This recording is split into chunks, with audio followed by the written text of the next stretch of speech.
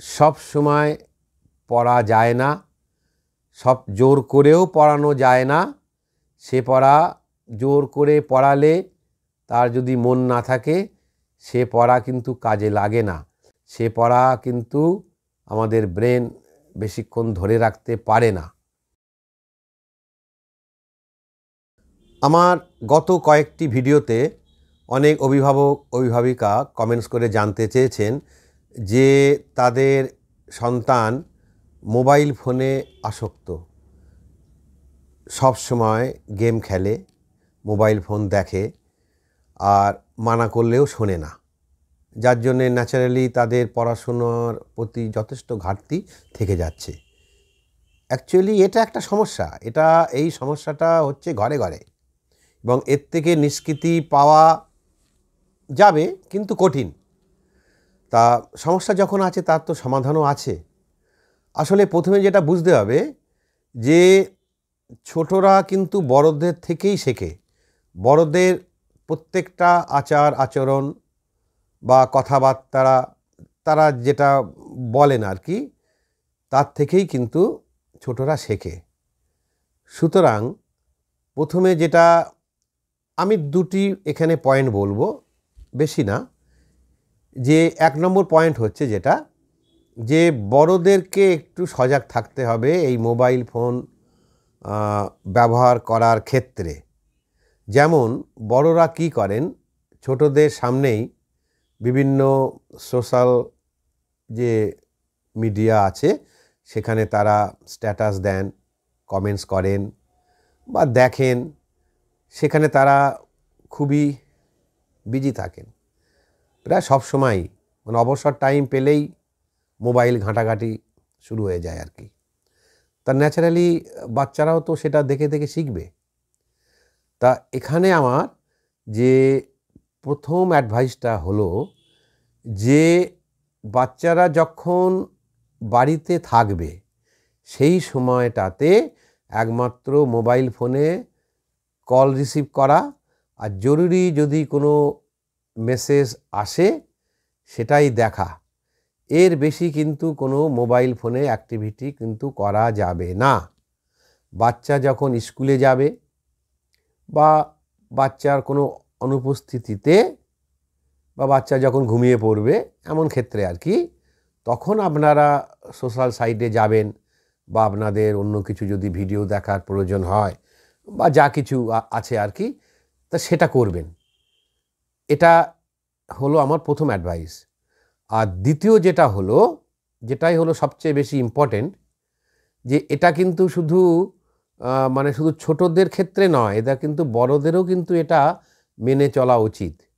একটু ভাববেন যে এই মোবাইল ফোনে আপনারা যে বড়রা তারা আসক্ত হয়ে যাননি তো?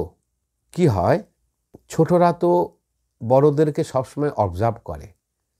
তা তারা যদি সবসময় দেখে যে অফিস থেকে এসে বা যে কোনো অবসর সময়ে বড়রা সব সময় মোবাইল ঘাঁটাঘাঁটি করছে, তা ন্যাচারালি তাদেরও একটা মনের মধ্যে আসবে যে নিশ্চয়ই এর মধ্যে কোনো মজা আছে, চলো আমিও একটু ঘাঁটাঘাঁটি করে দেখি।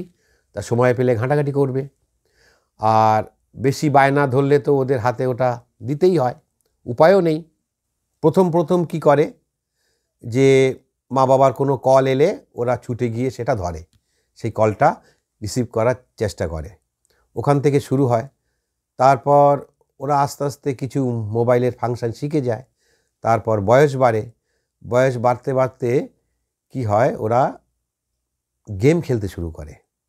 দেখুন, একটা জিনিস বুঝতে হবে যে পড়াশোনা করাটা কিন্তু কঠিন, বরং সেখানেই কিন্তু যথেষ্ট মানসিক শক্তি, একাগ্রতা, আগ্রহ এসবের দরকার হয়। কিন্তু গেম খেলতে তো আর ওসব কিছু লাগে না। তা ওরা ন্যাচারালি ওই মোবাইল ফোনে গেম খেলার দিকেই ওরা আকৃষ্ট হবে। আর এমনিতে কিছু ভিডিও দেখলো বা কিছু বাবার কাছ থেকে মোবাইল ফোনটা নিল, কিছু কল রিসিভ করলো, একটু হ্যালো হ্যালো বললো, ঠিক আছে, ওতে ক্ষতি নেই, যদিও সেটাও করা উচিত নয় আর কি। তা সবচেয়ে যেটা ক্ষতিকারক হলো ওই গেম খেলা। আর তারপর যদি সে অনলাইন গেম হয় তাহলে তো সে তো ভীষণ ভীষণ সাংঘাতিক। এর থেকে কিন্তু শিশুকে বাঁচাতেই হবে।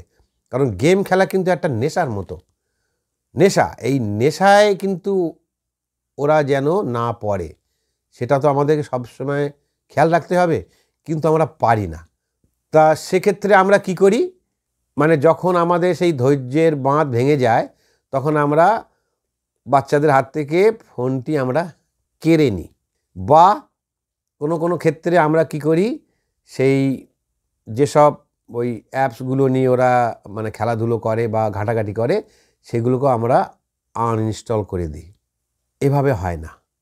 ফোন কেড়ে নিলে বা ফোন লক করে দিলে বা সেই ওরা যেটা অ্যাপস বা গেম যেটা ব্যবহার করে সেগুলো ফোন থেকে আনইনস্টল করে দিলে ওদের কিন্তু তার প্রতি আগ্রহটা আরও বেড়ে যাবে। ও কমবে তো না, আরও বাড়বে। তাহলে সেটাও তো ঠিক না। তাহলে কি করতে হবে, একটাই পথ, যে মোবাইল ফোন ঘাঁটাঘাঁটি করে বাচ্চারা যে আনন্দ পায় বা আমরা যে আনন্দ পাই তার থেকে অন্য কি আছে জীবনে যে যা থেকেও আমরা আনন্দ পেতে পারি, সেই জিনিসটাকে কিন্তু খুঁজতে হবে। প্রত্যেক মানুষের মধ্যেই কিন্তু কিছু কিছু প্রতিভা লুকিয়ে আছে, তেমন প্রত্যেক শিশুর মধ্যেই কিন্তু কিছু সম্ভাবনা লুকিয়ে আছে, সেটাকে খুঁজতে হবে। এবং সেখানেই ছাত্রছাত্রীদেরকে বেশি যাতে ব্যস্ত থাকে সেই চেষ্টাটাই কিন্তু করতে হবে। যেমন একটু উদাহরণ দিই আর কি, চেষ্টা করতে হবে কোনো ক্রিয়েটিভ কাজে তাদেরকে ব্যস্ত রাখা, যা থেকে তারা আনন্দ পায়।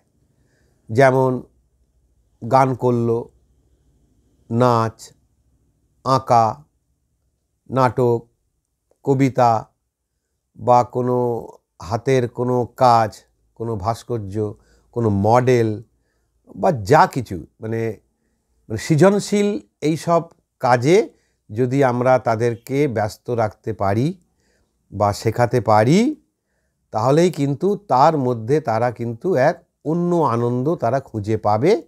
এবং আস্তে আস্তে যে মোবাইল ফোনের প্রতি যে তাদের আসক্তি, সেখান থেকে তাদেরকে কিন্তু বের করে আনা সম্ভব।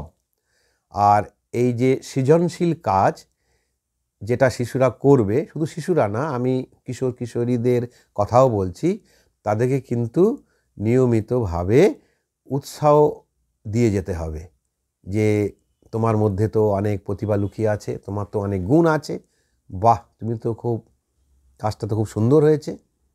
এভাবে অভিভাবকরা খেয়াল করবেন যে সে কোন জিনিসটা ভালো করতে পারে, কোন জিনিসের প্রতি তার প্রতিভা আছে, সেটাকে কিন্তু খেয়াল রাখতে হবে। এখানে দুটো উপকার হচ্ছে, এক, মোবাইল ফোনের প্রতি যে তার আসক্তি সেটা আস্তে আস্তে কমে আসবে, আর সৃজনশীল কাজে তার কিন্তু আগ্রহ বাড়বে। এটাই একমাত্র পথ যে তাদেরকে ওই সৃজনশীল কাজের মধ্যেই তাদেরকে আটকে রাখতে হবে এবং সেখানেই কিন্তু উৎসাহ দিতে হবে। কখনো ভাববেন না যে এই সৃজনশীল কাজের প্রতি সে যে সময়টি ব্যয় করছে সেই সময়টা বুঝি পড়াশোনার ক্ষেত্রে দিলেই হয়তো ভালো হতো। না, তা হয় না। সব সময় পড়া যায় না, সব জোর করেও পড়ানো যায় না। সে পড়া জোর করে পড়ালে তার যদি মন না থাকে, সে পড়া কিন্তু কাজে লাগে না। সে পড়া কিন্তু আমাদের ব্রেন বেশিক্ষণ ধরে রাখতে পারে না এবং ও ভুলে যাবে। নমস্কার, ভালো থাকবেন। আজ এই পর্যন্তই। পরের ভিডিওতে আবার দেখা হবে, কথা হবে।